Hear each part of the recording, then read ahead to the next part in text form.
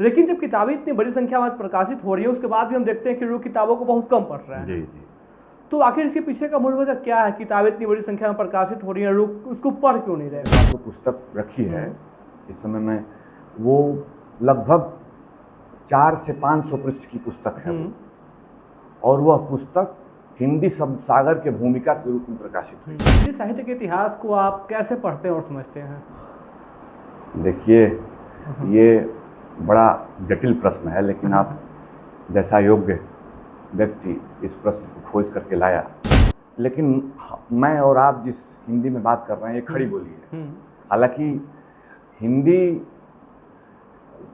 जो शब्द है वो मूलतः फारसी भाषा का शब्द है। इतना अच्छा आप हिंदी लिख रहे हैं, आज की हिंदी और हिंदी के भविष्य को आप कैसे देखते हैं? ये छंद मुक्त है। इसकी शुरुआत होती है, आज़ादी पाई हमने क्या सोचकर, धर्मतंत्र, राजतंत्र या लोकतंत्र, सामने एक विशाल खंडहर जो मिट्टी या सीमेंट का नहीं, आज़ादी का था। लेकिन कई प्रदेशों में हम देख रहे हैं कि हिंदी को लेकर काफ़ी विवाद हो रहा है, इस पर क्या कहेंगे आप? देखिए, इस विवाद का छंद से मुक्ति ही कविता की मुक्ति है। मतलब काव्य संग्रह, कविता संग्रह, यह जो होते हैं उसमें एक विशेष व्यक्ति संपादित करता है और उसमें हमारे, आपके और तमाम लोगों जैसे बिल्कुल उनकी कविताएं शामिल। नमस्कार, मैं हूं सूरज और आप देख रहे हैं नमस्कार पूर्वांचल। अक्सर हम लोगों ने सुना है कि जहां न पहुंचे रवि वहां पहुंचे कवि। आज ठीक एक वैसे ही कवि हमारे साथ उपस्थित हैं। कई बार ये मंचों से शोध पत्रों का वाचन भी किए हैं और कई पुरस्कारों से नवाजे गए हैं। इसमें से कुछ पुरस्कार ऐसे हैं जो बोहर शोध श्री सम्मान, हिंदी भाषा भूषण सम्मान, हिंदी गौरव सम्मान, महात्मा गांधी शांति रत्न सम्मान, महर्षि वाल्मीकि सम्मान 2023 से सम्मानित हो चुके हैं। और अभी थोड़े दिवस पूर्व अंतर्राष्ट्रीय सरस्वती साहित्य सम्मान द्वारा सरस्वती साहित्य सम्मान पुरस्कार 2025 से सम्मानित हुए हैं। ऐसे श्री शशांक मिश्र जी आज हमारे साथ उपस्थित हैं। बहुत बहुत स्वागत है आपका। बहुत धन्यवाद सूरज जी। सबसे पहले मैं आपके प्रति अपना आभार व्यक्त करूंगा। आपकी जो लगनशीलता है, आपकी जो मेहनत है, गत 2 वर्षों से हम लोग देख रहे हैं नमस्कार पूर्वांचल के माध्यम से आप जो एक लंबी साहित्यिक, सांस्कृतिक और राजनीतिक आपने जो एक मशाल लेके आप जो निकले हैं, उस मशाल से केवल हमारे आपके जैसे युवाओं का नहीं, बल्कि जो कुछ हमसे वरिष्ठ भी हैं, उन लोगों को भी तमाम नई नई जानकारियाँ मिली हैं। अभी आपने फैक्ट और तमाम चीज़ें, फैक्ट न्यूज़ वगैरह के विषय में बताया। तो सबसे पहले तो आपका और आपके नमस्कार पूर्वांचल चैनल का मैं आभारी हूँ कि मुझे आपने इस को समझा कि मैं इस पॉडकास्ट में शामिल हूँ। बिल्कुल सर। सर आज हम खास बातचीत करेंगे, उससे पहले हम थोड़ा सा जानने का प्रयास करेंगे। हालांकि मैं आपके बारे में जब अध्ययन कर रहा था तो मैं देखा कि शुरू से ही आप बहुत ही मेधावी विद्यार्थी रहे हैं। मेधावी बनने के पीछे आपके परिवार के लोगों ने कैसे आपका सहयोग किया? जी देखिए, इसमें सबसे बड़ा योगदान मेरे माता और पिताजी का है। वैसे तो मेरा पूरा परिवार पढ़ा लिखा परिवार है, लेकिन अगर मूल रूप से देखूं तो मेरे पिताजी ने बचपन से बहुत अपनी जो उनकी विषय की क्षमता थी और उनकी जो बातें थी, खास करके इतिहास, धर्मशास्त्र, दर्शन वगैरह पे, तो मैं उन चीज़ों का, उन विषयों का विद्यार्थी नहीं रहा हूँ। मैंने दर्शन शास्त्र भी नहीं पढ़ा, धर्मशास्त्र वगैरह का भी मैं विद्यार्थी नहीं रहा, लेकिन इतिहास पिताजी का विषय था तो कुछ इतिहास उनसे सीखा। माता जी भी मेरी पढ़ी लिखी महिला हैं, उन्होंने भी PhD की BHU से 1992 में। तो मैं ये मानता हूँ कि मेरे जीवन के पहले गुरु मेरे पिता और मेरी माँ। बिल्कुल। आप इतना अच्छा लिखते हैं, लिखने की प्रेरणा आपके अंदर कहाँ से आई? देखिए, लेखन की जो प्रेरणा होती है वो व्यक्ति के अंदर कुछ ऐसी भावनाएं आती हैं। जी। आप पाश्चात्य काव्य शास्त्रियों को पढ़ेंगे तो 2-3 बातें आपके सामने आएंगी। वर्ड्सवर्थ नाम का एक बहुत बड़ा अंग्रेजी का कवि था, उसने लिखा कि जो कविता होती है, यहाँ कविता का मतलब केवल पोएम से नहीं है। जी। कविता में प्रायः कहानी भी चली आएगी। मतलब एक रचनाकार जो होता है, जो लेखनी करता है, वो प्रायः उसके मन में जो तरह तरह की बातें उठती हैं, उन बातों को वो उन भावनाओं को वो लिखता है और समाज से प्रेरित होकर वो काम करता है। जहाँ तक हमारी बात है तो 2020 से हमने लेखन कार्य शुरू किया और हमारे प्रेरणा का सबसे बड़ा कारण ये था कि जब 2019 में BHU के हिंदी विभाग में मेरा दाखिला हुआ तो आप जानते ही BHU एक कैंपस तो बड़ा है ही और वहाँ की लाइब्रेरी भी बहुत बड़ी है। बिल्कुल। वहाँ की सेंट्रल लाइब्रेरी हो या वहाँ की डिपार्टमेंटल लाइब्रेरी हो, तो उसमें हजारों लाखों किताबें होती हैं। तो हम जाते थे तो नई नई किताबें देखते थे और बहुत सारी किताबों के बारे में देख के उनसे प्रेरणा मिलती थी। तो 2 ऐसी किताब का मैं जिक्र करूँगा। बिल्कुल। आप सब जानते हैं मुंशी प्रेमचंद एक बड़े उपन्यासकार थे जिनको कथा सम्राट कहा गया। उनकी एक प्रसिद्ध उनका एक प्रसिद्ध उपन्यास कृति है गोदान। गोदान के बारे में बहुत सारी भ्रांतियाँ हैं, लेकिन मैं उन भ्रांतियों पर नहीं जाऊँगा। मेरा ये मानना है कि गोदान एक किसान चेतना और श्रमिक जीवन से संबंधित एक कृति है। हालांकि उसमें बहुत सारी पुरातन मान्यताओं को उन्होंने तोड़ा है। और गोदान पढ़ते वक्त अनायास ही मेरे मन में एक, उस समय मैं BHU के लाल बहादुर शास्त्री छात्रावास में रहता था, BHU LBS हॉस्टल में।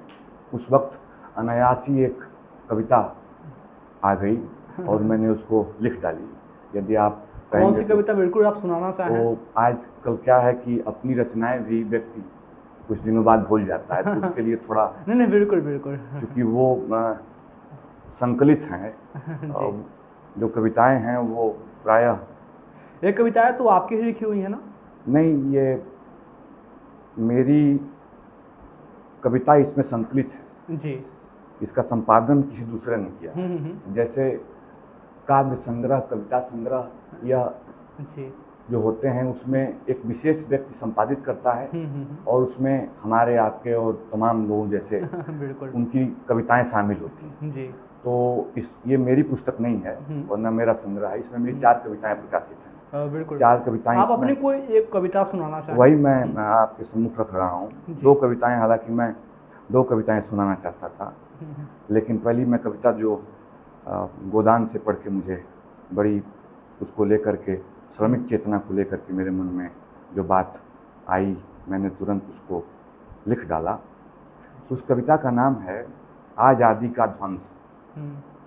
आज़ादी का ध्वंस का मतलब जिस आज़ादी में हम जी रहे हैं, आज़ादी का 75वां वर्ष अमृत महोत्सव चल रहा है।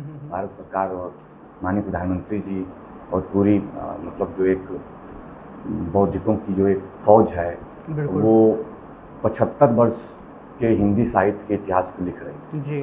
तो आज़ादी का ध्वंस का मतलब मेरे कहने का ये आशय एकदम नहीं है कि हम आज़ादी को ध्वस्त कर दें। तो इस कविता के माध्यम से कुछ बातें मैंने लिखने की कोशिश की है, मैं सुना देता हूँ।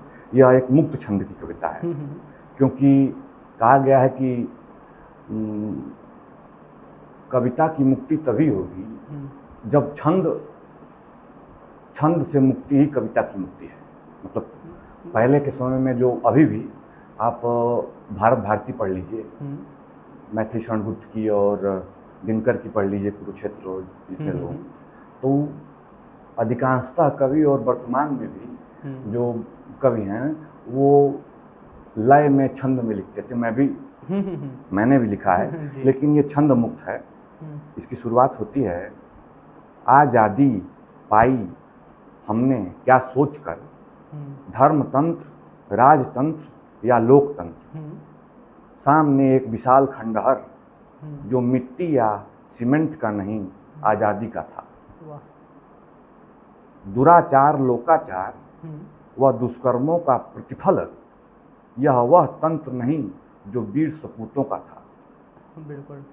खलिहानों में श्रमिक देखता है एक स्वप्न, वास्तव में वह स्वप्न नहीं भवन है। आलू की टिकिया या आलू की टिक्की, आलू की टिक्की हो या जहर की पुरिया हो, ये उसी भवन की उपज है जो अब ध्वस्त हो चुका है। बिल्कुल। इतना अच्छा आप हिंदी लिख रहे हैं, आज की हिंदी और हिंदी के भविष्य को आप कैसे देखते हैं? देखिए, किसी भी भाषा का भविष्य हमेशा उज्जवल होता है। जी। क्योंकि अगर भाषा का भविष्य उज्जवल नहीं होता तो आज हम लोग हिंदी भाषा में बातचीत कर रहे हैं, कोई अंग्रेजी में बातचीत करता है, तो हिंदी का भविष्य पहले भी उज्जवल था और अब भी उज्जवल है। अगर मैं आगे की बात करूं आने वाले समय में, तो मैं मानता हूं कि हिंदी भाषा और हिंदी साहित्य लगातार प्रगति की ओर है, लेकिन इसमें कुछ विडंबनाएं भी हैं। जैसे हमारे अंदर खास करके जो हमारी हिंदी पट्टी है, हिंदी पट्टी वालों ने कुछ हिंदी के साथ थोड़ी संख्या में मतलब वैमनस्यता कर दी। वैमनस्यता तो मैं कहूँ तो थोड़ा ज़्यादा हो जाएगा। जैसे आप देवरिया में हैं, हम लोग बातचीत कर रहे हैं, और अभी गोरखपुर नहीं, लखनऊ, दिल्ली जाएं तो हम लोग की हिंदी थोड़ी और परिष्कृत हो जाएगी। बिल्कुल। लेकिन मैं और आप जिस हिंदी में बात कर रहे हैं ये खड़ी बोली है। हालांकि हिंदी जो शब्द है वो मूलतः फारसी भाषा का शब्द है। तो इस बात से आप कल्पना कर सकते हैं कि हिंदी का परिवार कितना बड़ा है। और भारत में तो इस समय हिंदी को लेकर के कुछ भाषाई सांप्रदायिकता आ रही है। बिल्कुल। लेकिन अंतर्राष्ट्रीय स्तर पे हिंदी जरूर एक अपनी बहुत मजबूत दस्तक दे रही है, और मेरा ये सार्थक मानना है कि हिंदी का भविष्य उज्जवल है। और केवल बस ये मात्र कह देने से नहीं होगा। अभी अगले महीने में 14 सितंबर को हिंदी दिवस मनाया जाएगा, तो खूब लंबे लंबे स्लोगन लिखे जाते हैं, गढ़े जाते हैं। एक उसमें का स्लोगन है कि हिंदी भारत माता के माथे की बिंदी है। तो यदि हिंदी वास्तव में भारत माता के माथे की बिंदी है, तो ये हमारा और आपका उत्तरदायित्व है कि हम भारत माँ के उस बिंदी की रक्षा ही न करें, बल्कि उसका संवर्धन भी करें। और ये भारतीयों द्वारा ही हो सकता है, हमारे आपके द्वारा ही हो सकता है। हम जो चाहे वो किसी अंचल के लोग हों, हमारा भोजपुरी अंचल है, अभी आप बस्ती से अवध की ओर जाएंगे तो अवधी अंचल है, इलाहाबाद से आप वो रीवा की तरफ जाएंगे, वहाँ बुंदेली बघेली का वो पूरा बेल्ट है। मतलब मेरे कहने का मतलब ये है कि हिंदी एक बहुत बड़े भाषा का परिवार है। हिंदी में केवल, और हिंदी के जो शब्द हैं, मतलब जो हिंदी में हमने शब्द लिया है, वो केवल संस्कृत से ही नहीं आया है। जैसे उर्दू जो है, उर्दू की पैदाइश भारत की है, नहीं मेरठ खड़ी बोली मेरे के आसपास।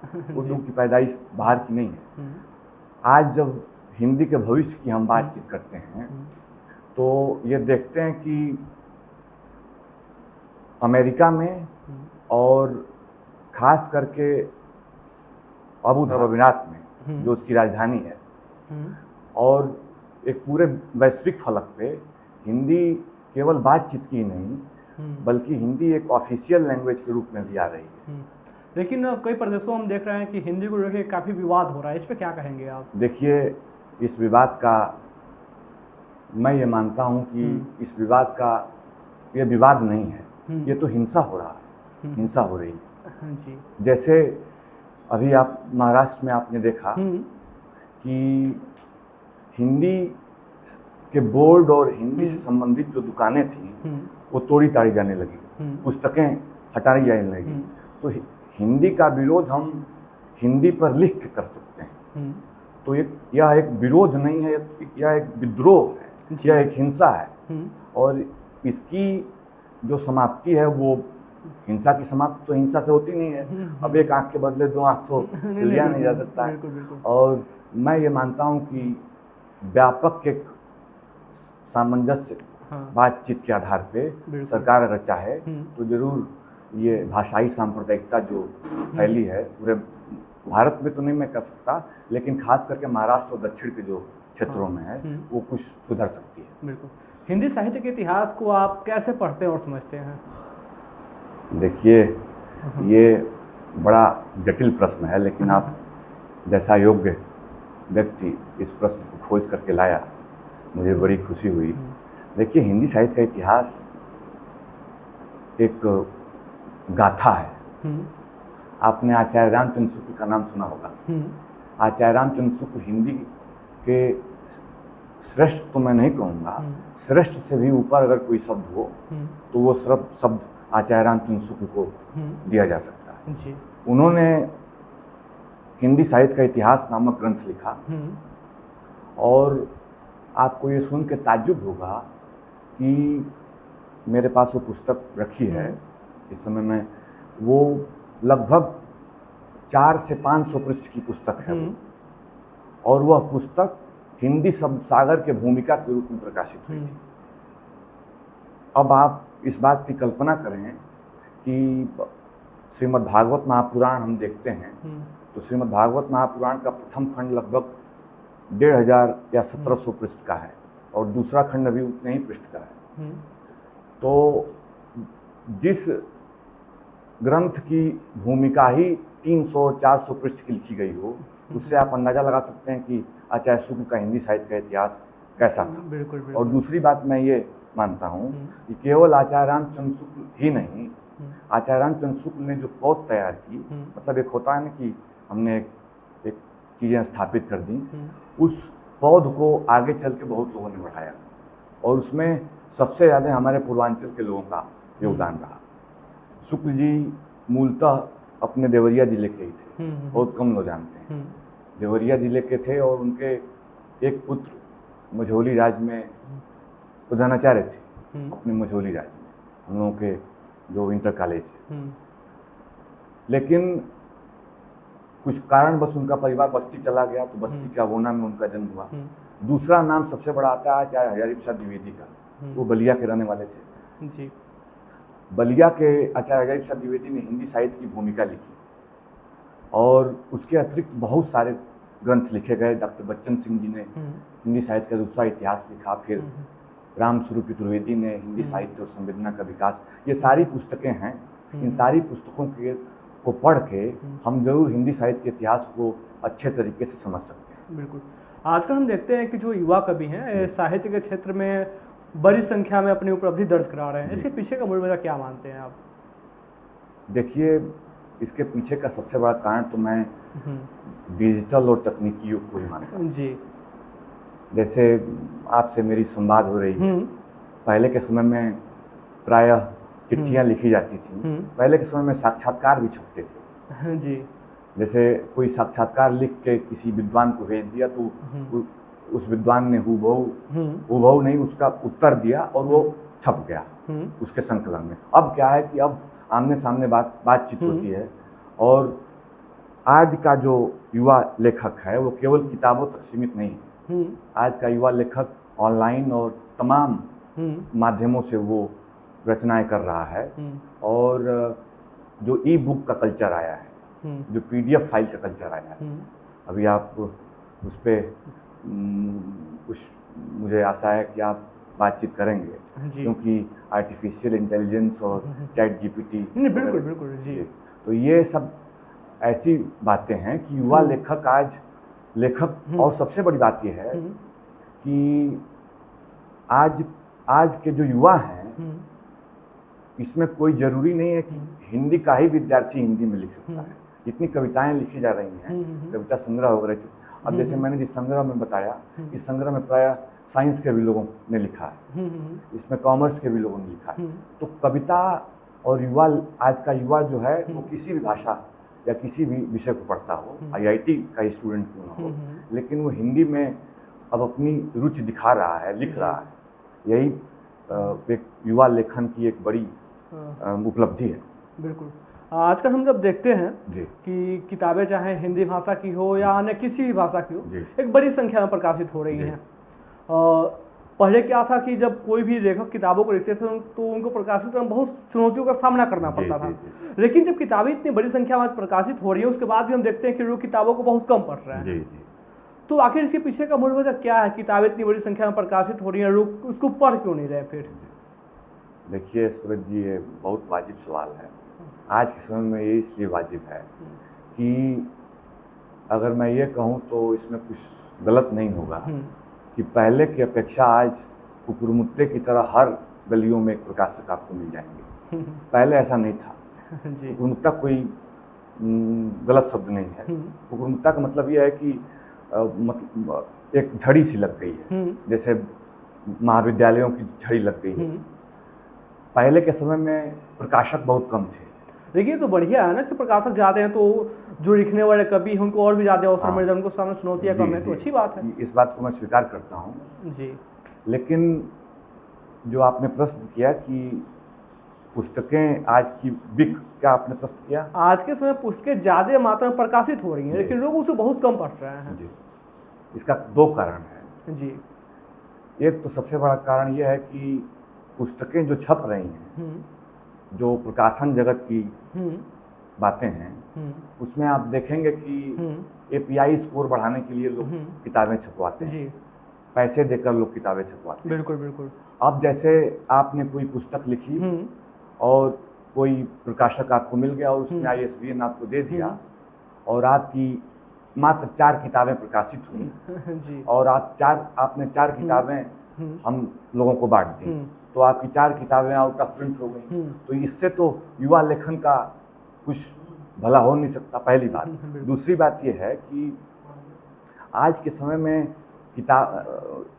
इस प्रश्न का थोड़ा सा मैं एक खंडन करूंगा कि युवा लेखक और आज का लेखक, युवा हो चाहे वरिष्ठ हो, प्रायः वो जो कविता संग्रह, उपन्यास वगैरह लिख रहा है, या तो वो बहुत बड़े संस्था का प्रोफेसर है या उसकी रचनाएं किसी बड़े प्रकाशन ने छापी है। मैं प्रकाशन और प्रोफेसर का नाम नहीं लूँगा, बहुत सारी कॉपीराइट की बातें। तो जो बड़े लेखक होते हैं और जो बड़े प्रकाशक होते हैं, उनकी पहुंच ज़्यादा होती है। वो देवरिया में कभी प्रदर्शनी नहीं लगाएंगे, देवरिया में केवल खादी का ग्राम उद्योग की प्रदर्शनी लगेगी। वो गोरखपुर में भी बहुत कम लगाते हैं, जबकि गोरखपुर यूनिवर्सिटी एक समृद्ध यूनिवर्सिटी है। बिल्कुल। Banaras Hindu university, BHU, Allahabad university, JNU, DU, ये 4 ऐसे विश्वविद्यालय हैं हमारी हिंदी पट्टी के, जहाँ बड़े बड़े प्रकाशक अपनी प्रदर्शनियाँ लगाते हैं, उनकी किताबें बिक रही हैं। 2-3 वर्ष के अंदर में बड़े बड़े काव्य संग्रह आउट ऑफ प्रिंट हो रहे हैं। तो इसका सबसे बड़ा कारण यह है कि वो लेखक लोकप्रिय है, गुमनामी जीवन नहीं जी रहा है, और लेखक के साथ साथ लेखक तो लोकप्रिय है ही, प्रकाशन भी लोकप्रिय है। तो इस तरह इसमें 2 चीज़ें हैं। एक तो युवा लेखक आज का, यदि मैं कुछ लिख भी दूँ, अब इसके बारे में बहुत कम लोग जानते हैं, अब आप नहीं आते तो ये कविताएं, मतलब मैंने किसी मंच वगैरह में पढ़ी होंगी, लेकिन अब उसकी रिकॉर्डिंग मेरे पास नहीं है। लेकिन ये है कि लिखित रूप पे है। तो छोटे जगहों पे प्रायः कहा जाता है कि प्रतिभाएं दब जाती हैं, और छोटी संस्थाओं में भी प्रतिभाएं दब जाती हैं। मैं ये नहीं कह रहा कि संत विनोबा पीजी कॉलेज खराब है, लेकिन अगर संत विनोबा पीजी कॉलेज का कोई एक सामान्य गरीब विद्यार्थी, दलित पिछड़े समाज का या ब्राह्मण, किसी उच्च वर्ग का हो या जो भी कहा जाए, अगर वो बहुत अच्छी रचनाएं भी लिखे तो उसकी मजाल, उसकी हिम्मत नहीं है, और अगर वो हिम्मत कर भी लिया तो बड़ा मुश्किल होता है कि देश के बड़े प्रकाशक उसको प्रकाशित कर देंगे। ये प्रकाशन की दुनिया का अर्ध सत्य है। नहीं ठीक है, तो जो युवा हैं, इन युवाओं को इनमें इस रुचि को कैसे विकसित की जाए कि किताबें अगर आस पास के लोग लिख रहे हैं तो उसको पढ़ें? युवाओं को रुचि विकसित करने का तो सबसे बड़ा कारण मैंने जो पहले बताया कि इसकी जो प्रदर्शनियाँ लगाई जाएं, प्रदर्शनियों के माध्यम से नई नई किताबें हों, और सबसे बड़ी बात है कि हर जिले में एक पुस्तकालय होना चाहिए। जी। हमारे देवरिया में ही जिला पुस्तकालय है, लेकिन मेरे हिसाब से 100 किताबें भी नहीं होंगी वहाँ। बिल्कुल। उससे ज़्यादा मेरे अलमारी में है।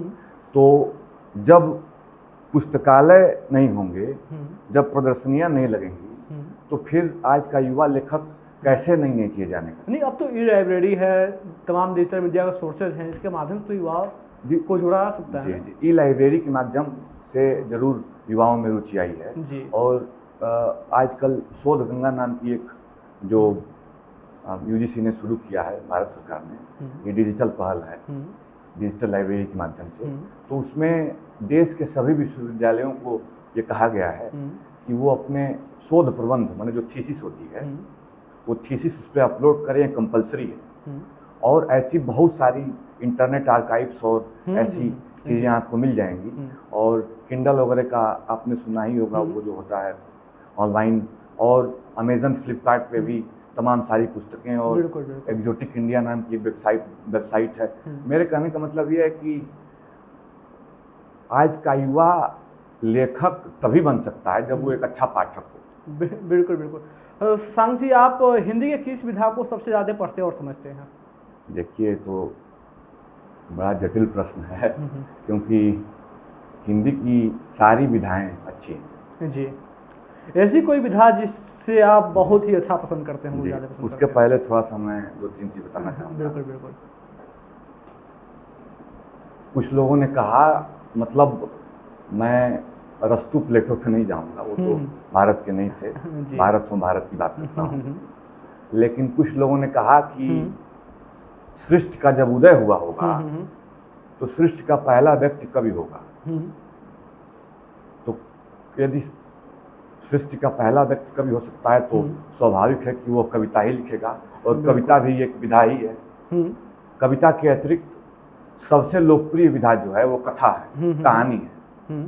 आप जिस तरह से मुल्ला नसीरुद्दीन की कहानियाँ पढ़ लेंगे, प्रेमचंद के मानसरोवर को पढ़ लेंगे, और अन्य कहानीकारों को आप पढ़ लेंगे, तो उस हिसाब से आप अन्य चीज़ों को नहीं पढ़ पाएंगे। जहाँ तक मेरी रुचि का सवाल है, तो मुझे मेरी प्रिय विधा, और मैं जिसमें थोड़ा बहुत पढ़ता हूँ, वो मैं आलोचना को मानता हूँ। हिंदी आलोचना में मेरी थोड़ी रुचि है, और उसी को पढ़ता हूँ। एक बीच आलोचना का बुखार भी खूब चढ़ा था, जिसमें तमाम सारी पुस्तकें और उसमें चैप्टर राइटिंग्स वगैरह छपी, शोध पत्र वगैरह छपे। और आलोचना, मतलब आलोचना शब्द जो है ये प्रायः पता नहीं क्यों गलत अर्थों में लिया जाता है। कहा जाता है ना कि हमारे बहुत बड़े आलोचना शब्द से पूर्व एक शब्द था समालोचना। समालोचना का मतलब है सम्यक आलोचना, सही आलोचना करना। बिल्कुल। आज का जो आलोचक है, वो जब किसी रचना की आलोचना करता है तो वो रचना की आलोचना करते करते लेखक की आलोचना करनी शुरू कर देता है। बिल्कुल बिल्कुल। बताइए, लेखक चाहे वह डिग्री कॉलेज में पढ़ने वाला एक विद्यार्थी हो या बीएचयू में पढ़ने वाला विद्यार्थी हो, अगर उसने एक अच्छी रचना दी है तो उस रचना की आलोचना होनी चाहिए, मतलब समीक्षा होनी चाहिए, बिल्कुल, ना कि लेखक। बिल्कुल बिल्कुल। यही सबसे बड़ी विडंबना आज की आलोचना और आलोचना जगत की है। वैश्विक स्तर पे हिंदी का मानवर्धन बहुत तेजी से बढ़ रहा है, लेकिन अपने ही देश में हिंदी भाषा को कई लोग थोड़ा सा बोलते समय भी अब शर्म महसूस करूँगा, लग रहा है कि अंग्रेजी भाषा ही हम बोलेंगे तो हमारा लेवल बड़ा हो जाएगा। इसको आप किस रूप में देखते हैं? देखिए सूरज जी, इसको कहा जाता है कि हीन भावना जी, इन्फीरियरिटी कॉम्प्लेक्स। हाँ, जैसे दो भावनाएं होती हैं ना, एक सुपीरियरिटी और एक इन्फीरियरिटी।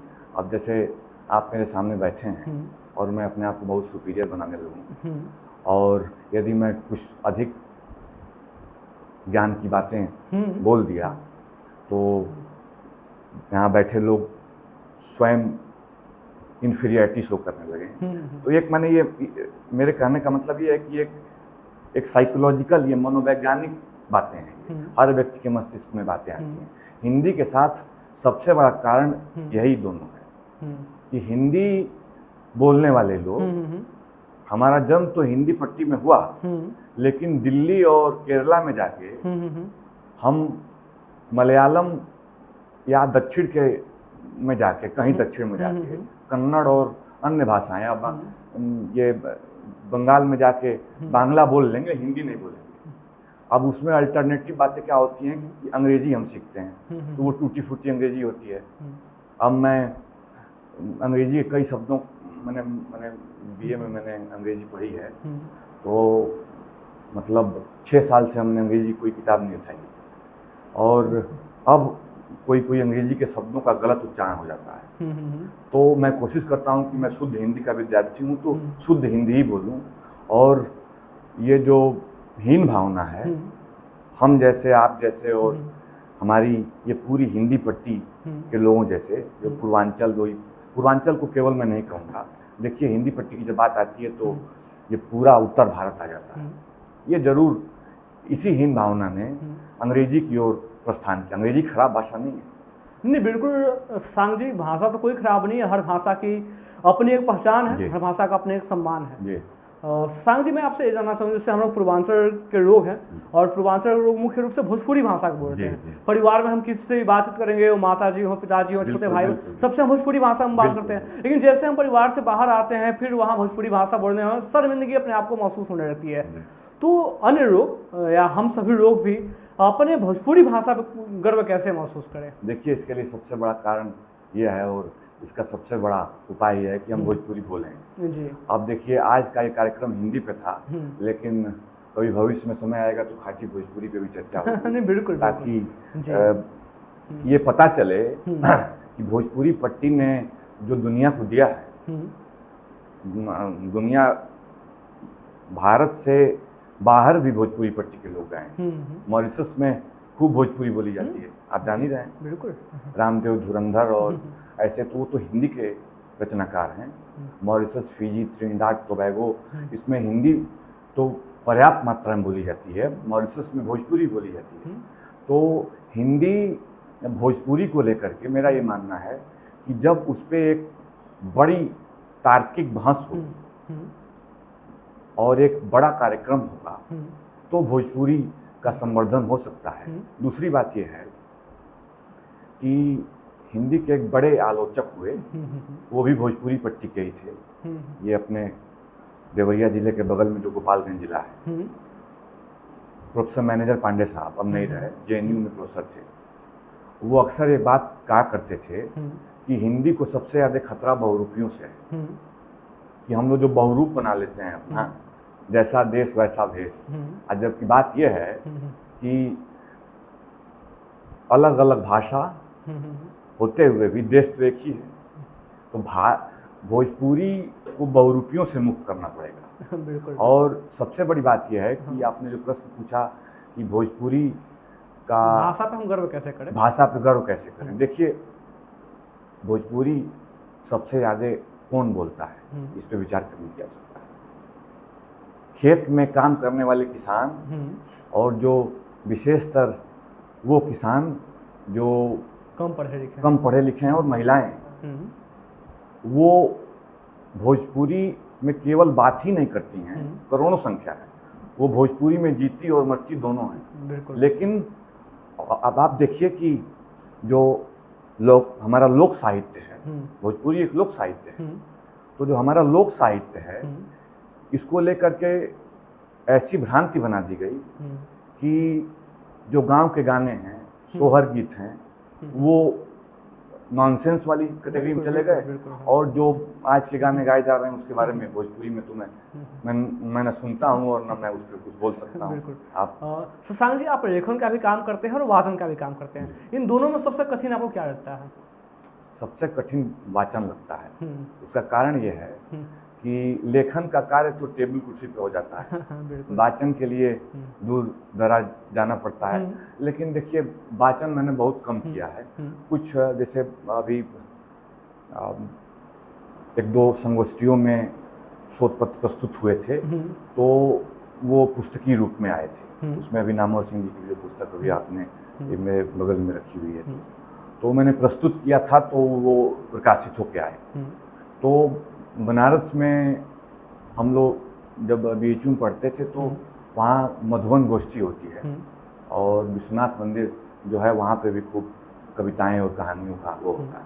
लेकिन उसमें यह है कि एक छात्र समूह बनाकर ही हम लोग बातचीत करते थे, जैसे हमारे आपके जैसे जो युवा छात्र हैं, जैसे बैचमेट हैं। लेकिन जब वाचन की बात आती है और आप बड़े मंच पे जाते हैं और आपके साथ बड़े विद्वान होते हैं, तो थोड़ी हम जैसे मतलब अनुभवहीन लोगों के लिए जो अभी लिखना जिन्होंने शुरू किया, थोड़ा बहुत लिखना शुरू किया, 5 वर्ष 4 वर्ष से लिखने वाला व्यक्ति अगर 40 वर्ष से जो व्यक्ति लिख रहा है उसके साथ उसके समानांतर बैठेगा तो स्वाभाविक है कि कुछ उसको संभल के बोलना पड़ेगा। तो मैं मानता हूँ कि मेरे लिए बोलने से लिखने से ज़्यादा कठिन बोलना है। लिखना मेरे लिए आसान है क्योंकि टेबल कुर्सी पे बैठ के लिखना रहता है और सारी चीज़ें प्रिंट करके भेज देनी जाती हैं, वो टाइप। बिल्कुल। नए कवियों को प्रोत्साहित करने के लिए आपको संदेश देना चाहें?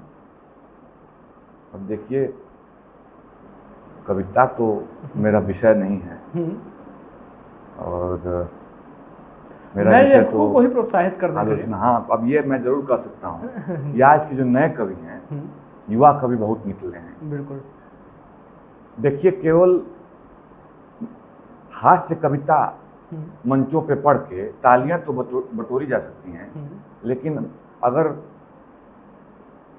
आम जन की बात होगी तो हास्य कविता का कोई स्थान नहीं। बिल्कुल। दूसरी बात कि मैं राष्ट्रवादी विचारधारा से प्रभावित और प्रेरित बचपन से ही रहा। हमारा जो परिवार और संस्कार रहा, मेरे गांव, आप सब जानते हैं कि बनकटा मिश्र गांव में हमारा जन्म हुआ और मेरे पिताजी इंटरमीडिएट कॉलेज के प्रिंसिपल थे, इस समय सेवानिवृत्त हैं। और हम और भाई उत्कर्ष जी, आपको सुन के ताज्जुब होगा कि उत्कर्ष जी से मात्र मैं एक दिन बड़ा। तो ये मेरे बाल सखा ही नहीं, ये मेरे युवा सहचर हैं। अरे वाह। और इन्होंने जो, अब यही था कि पिताजी जब हम लोग जब शहर आए तो ये पटना चले गए। फिर ये एक, मैं मानता हूँ कि राजनीति के ये यायावर हैं। यायावर का मतलब आप समझते होंगे, नोमैडिक, मतलब घूमने फिरने वाला आदमी, मतलब देश भर में एक्सप्लोर करना और नई नई बातें लाना। तो आजकल की जो युवा पीढ़ी है, आज का जो युवा कवि है, वो अपने आप को केवल हास्य और देशभक्ति तक ही सीमित रखेगा तो फिर तमाम ऐसी मूलभूत बातें हैं, बेरोजगारी है, भुखमरी है, गरीबी है, और उसके साथ साथ जो हमारी आम समस्याएं हैं दैनिक जीवन की, वो समस्याएं छूट जा रही हैं। मैं ये नहीं कह रहा कि भाई हंसना सबके लिए जरूरी है, और देशभक्ति, देश, अगर देश रहेगा तभी तो हम आप रहेंगे। बिल्कुल बिल्कुल। देश कोई मैं देश को भूभाग नहीं मानता हूँ। इसी पे हिंदी के एक बड़े कवि हुए जिनको ज्ञानपीठ पुरस्कार मिला, वो भी अपने बलिया पूर्वांचल पट्टी के ही रहने वाले थे, केदारनाथ सिंह जी, जेएनयू प्रोफेसर थे। उनकी एक कविता है जो स्लोगन के रूप में प्रयुक्त होती है कि भोजपुरी मेरा घर है और हिंदी मेरा देश है। तो खैर तो भाषा को लेकर है, लेकिन अगर देश की बात आएगी तो मैं ये मानता हूँ कि देश भूभाग नहीं है। देश एक, मैं क्या कहूँ, एक हमारे एक गोद की तरह, या एक हमको पालन पोषण करने वाला एक, मतलब वो एक संस्था है। किसी चीज़ को हम भूभाग से जोड़ेंगे तो भूभाग नहीं कहा जा सकता। तो देशभक्ति की भी कविताएं सुनानी चाहिए। बिल्कुल। मैंने भी अभी आपको सुनाऊंगा, मैंने भी देशभक्ति की कविताएं लिखी हैं। यदि आप नहीं बिल्कुल, अब तो जाते जाते अगर एक कोई कविता आप सुनाना चाहें तो इसके माध्यम से मैं एक देशभक्ति कविता सुनाऊंगा। जी बिल्कुल।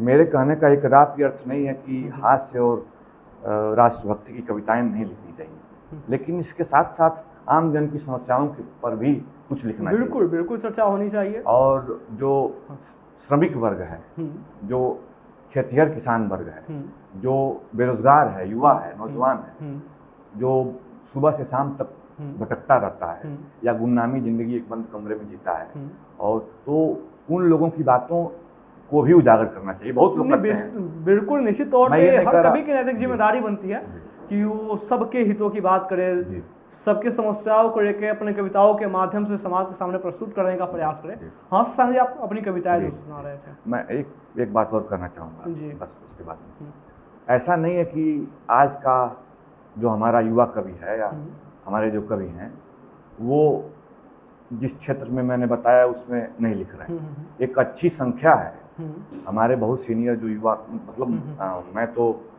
उनका कुछ नहीं हूँ, क्योंकि ये जो कि भटकावपूर्ण जो कैरियर होता है वो इस मामले में ठीक नहीं होता है। तो जो शुद्ध कवि हैं, हम लोग आलोचक शुद्ध कवियों ने, आज भी युवा कवियों ने लगातार उनकी संग्रहें आ रही हैं जो आम जनमानस की समस्याओं को बता रहे हैं। जो भी आम जनमानस की समस्या हो उस पर वो केंद्रित करके लिखी जा रही हैं। देशभक्ति की तो लिखी जा रही है, हास्य की कुछ कम हुई है।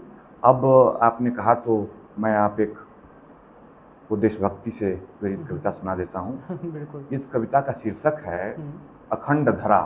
मैंने भारत को अखंड धरा के रूप में मैं कवि लिखता है। थोड़ा सा अभी जो मैंने पहले कविता सुनाई वो छंदोबद्ध नहीं थी, वो छंद मुक्त थी। ये थोड़ी छंदोबद्ध है। भारतवासी आते रण में अपना मान बढ़ाकर करने लगते हाहाकार अपना ज्ञान दिखाकर। मध्य एशिया यूएसए में करते हैं वह विद्यादान और भारत को करते हैं रानी से वह मुक्ति प्रदान। यहाँ रानी का मतलब ब्रिटिश शासन है, जो हम लोग गुलाम थे। गांधी नेहरू नेताजी ने अपना यौवन त्यागा, माउंट बेटन सत्य समेत भारतवर्ष से भागा। भगत सिंह सुखदेव आजाद ने अपना जीवन देकर हमको सिखलाया है जीना स्वाभिमान से रहकर। बिल्कुल। आजादी के भीषण रण में वीरों ने जान गंवाया है, आज तभी हमने स्वयं को विश्व भारती बनाया है। वाह। लक्ष्मीबाई, सुना दूं?